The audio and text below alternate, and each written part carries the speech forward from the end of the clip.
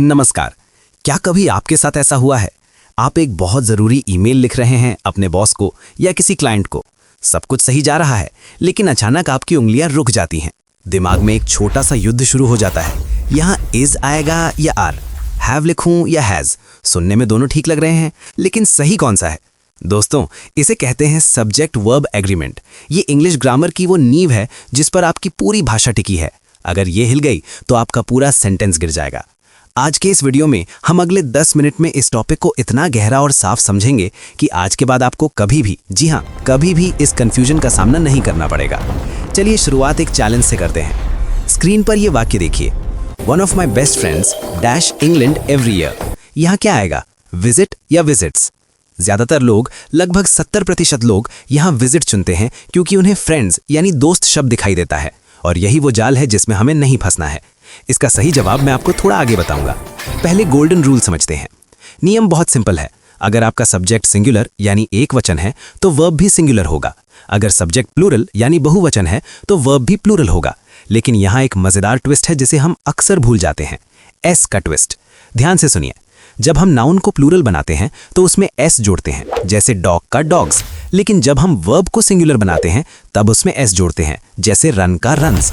यानी singular subject equals verb plus S, यानी he वॉक्स।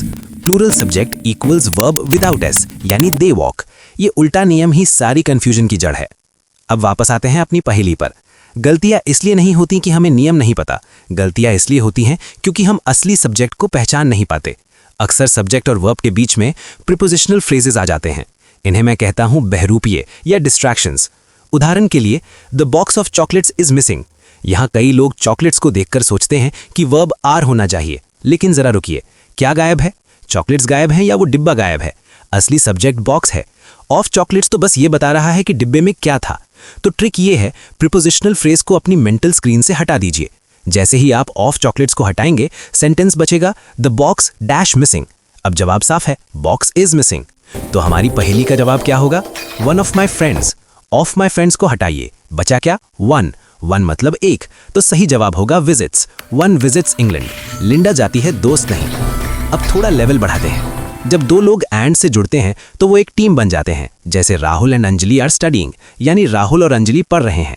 ये प्लूरल है क्योंकि 1 + 1 = 2 हो गए। लेकिन इंग्लिश में कुछ शब्द ऐसे हैं जो एंड जैसे दिखते हैं पर एंड होते नहीं, जैसे as well as, along with, together with, including. ये शब्द ऐड नहीं करते, ये बस एक्स्ट्रा जानकारी देते हैं। उदाहरण देखिए, the politician along with the newsman is expected shortly. यहाँ आर नहीं आएगा। क्यों? क्योंकि अलॉन्ग विद के बाद जो भी लिखा है वो सब्जेक्ट नहीं है, वो बस साथ में आ रहे लोग हैं। हमारा मेन हीरो, हमारा सब्जेक्ट अभी भी पॉलिटिशियन है जो अकेला है। तो याद रखिए, अगर दो कॉमास के बीच में कोई ग्रुप है तो अक्सर उसे इग्नोर करना ही सही होता है।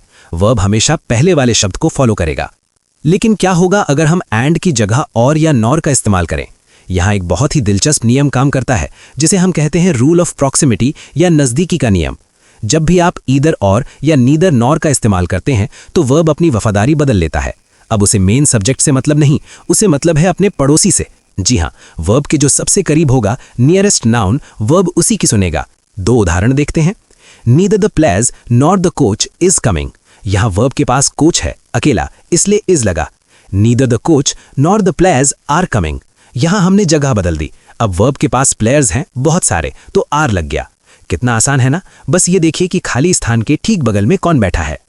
अब आते हैं उन शब्दों पर जो सबसे ज्यादा गलतियां करवाते हैं।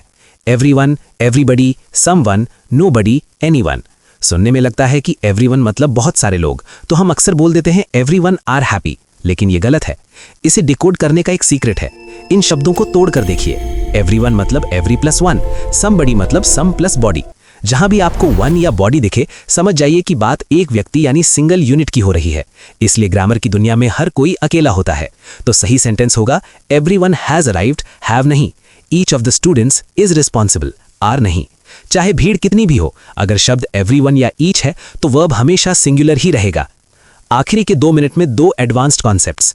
पहला, कलेक्टिव नाउन्स यानी समूहवाचक संज्ञा, जैसे टीम, फैमिली, ज्यूरी, ऑडियंस। ये थोड़े ढीठ होते हैं, ये परिस्थिति के हिसाब से रंग बदलते हैं। अगर पूरी टीम मिलकर एक यूनिट की तरह काम कर रही है तो singular, the team is winning. लेकिन अगर टीम के खिलाड़ी अलग अलग काम कर रहे हैं, जैसे बहस कर रहे हैं, तो plural, the team are fighting among themselves. हालांकि अमेरिकन इंग्लिश में अक्सर सिंगुलर ही यूज होता है, पर सही ग्रामर में ये फर्क है। दूसरा, देयर इज बनाम देयर आर। याद रखिए, देयर कभी सब्जेक्ट नहीं होता, सब्जेक्ट वर्ब के बाद छिपा होता है। अगर आप कहते हैं there is a book and a pen, ये सही है क्योंकि पहला शब्द बुक है, एक वचन। लेकिन अगर पेन पहले होता there is a pen and a book, और अगर दो पेन होते there are two pens and a book. तो बस लिस्ट की पहली चीज को देखिए और अपना वर्ब चुनिए। तो दोस्तों, ये था सब्जेक्ट वर्ब अग्रीमेंट का पूरा कच्चा चिट्ठा। हमने सीखा कि कैसे असली सब्जेक्ट को ढूंढना है, कैसे बीच के शब्दों को इग्नोर करना है और कैसे और नॉर्म में पड़ोसी को देखना है। शायद आपको लगे कि आजकल एआई और ऑटो करेक्ट के ज़माने में ये सब सीखने की क्या ज़रूरत है। ज़रूरत है क्योंकि टूल्स आपको सही कर सकते हैं, पर वो आपको कॉन्फिडेंस नहीं दे सकते। जब आप सही इंग्लिश बोलते या लिखते हैं तो वो आपकी पर्सनैलिटी दिखाता है। अगर आपको ये डीप डाइव पसंद आया तो मुझे कमेंट्स में एक सेंटेंस बनाकर दिखाएं जिसमें नीदर नॉर का इस्तेमाल हो। मैं खुद चेक करूंगा। वीडियो को लाइक करें और चैनल को सब्सक्राइब करना ना भूलें ताकि आपकी ग्रामर हमेशा अग्री करती रहे। मिलते हैं अगले वीडियो में।